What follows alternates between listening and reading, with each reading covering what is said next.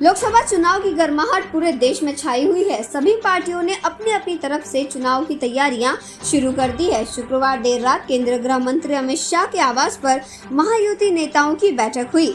हालांकि महायुति और महाविकास आघाड़ी ने अभी तक महाराष्ट्र में अपने उम्मीदवारों के नाम घोषित नहीं किए हैं। इस पृष्ठभूमि में यह बात सामने आई है कि बैठक में बीजेपी की ओर से सीटों के बंटवारे के नए फॉर्मूले पर चर्चा की गई है। इस बैठक में उप मुख्यमंत्री देवेंद्र फडणवीस, अजित पवार और मुख्यमंत्री एकनाथ शिंदे मौजूद रहे।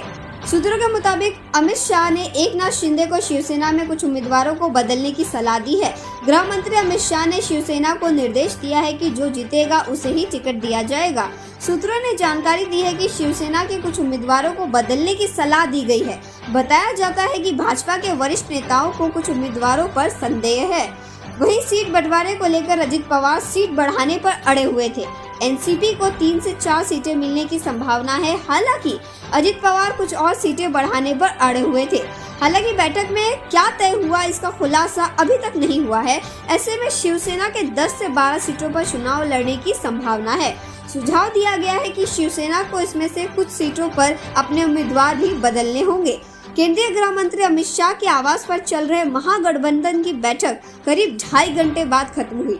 सूत्रों की जानकारी दी है कि बैठक में महागठबंधन का फॉर्मूला तय हो गया है। हालांकि महागठबंधन की बैठक के बाद मुख्यमंत्री एकनाथ शिंदे और उप मुख्यमंत्री अजित पवार बिना कुछ बोले निकल गए। जिस सत्ता के लिए अजित पवार एनसीपी को तोड़कर अपने चाचा से दुश्मनी की, क्या वे इन 3-4 सीटों में संतुष्ट हो पाएंगे? साथ ही साथ ये भी देखना होगा कि सीटों के बंटवारे के बाद क्या उद्धव की शिवसेना मौजूद हो पाएगी या इन आंकड़ों में फिर कोई बदलाव होंगे। जानने के लिए बने रहिए हमारे साथ, देखते रहिए ओके न्यूज।